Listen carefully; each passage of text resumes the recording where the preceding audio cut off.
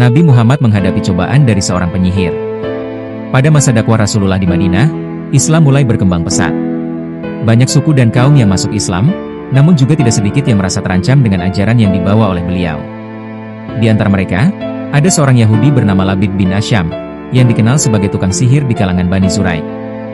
Labid bin Asyam adalah seseorang yang iri hati terhadap Rasulullah. Ia tidak mampu membendung dengki di dalam hatinya karena banyak dari kaumnya yang memeluk Islam. Maka ia pun melakukan sebuah rencana jahat, menyihir Rasulullah. Ia menyuruh seorang budak perempuan untuk mengambil sisir dan rambut Nabi yang tertinggal setelah disisir. Barang-barang tersebut kemudian digunakan oleh Labid untuk melakukan sihir.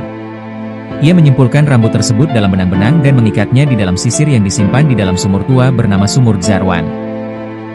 Beberapa hari setelah itu, Rasulullah mulai merasakan sesuatu yang aneh.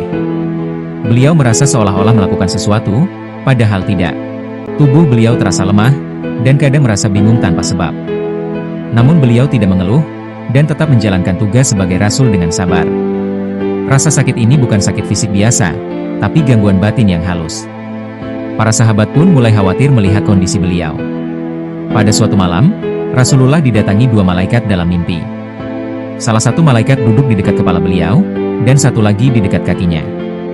Mereka saling berdialog. Malaikat pertama, "Apa yang terjadi pada orang ini?" Malaikat kedua menjawab, "Ia tersihir." Malaikat pertama berkata, "Siapa yang menyihirnya?"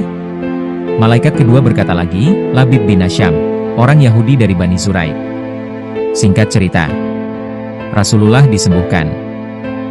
Setelah terbangun, Rasulullah langsung mengutus beberapa sahabat, diantaranya Ali bin Abi Thalib dan Zubair bin Awam, untuk mengambil benda sihir dari sumur itu.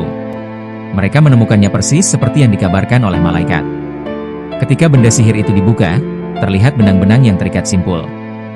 Maka Sang Pencipta menurunkan dua surah khusus, Al-Falaq dan An-Naas, yang dikenal sebagai Al-Mu'awwidzatain, dua pelindung. Setiap kali Rasulullah membaca satu ayat, satu simpul pun terlepas. Hingga setelah semua simpul terlepas, sihir itu pun lenyap sepenuhnya, dan Rasulullah kembali sehat seperti sedia kala. Pelajaran dari kisah ini: kesabaran dan keteguhan Rasulullah menjadi teladan meski diuji dengan sihir, gangguan yang tak terlihat secara kasat mata.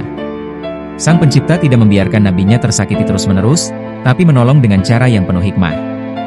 Surah Al-Falaq dan An-Naas menjadi pelindung umat Islam dari segala bentuk sihir dan gangguan gaib hingga hari kiamat.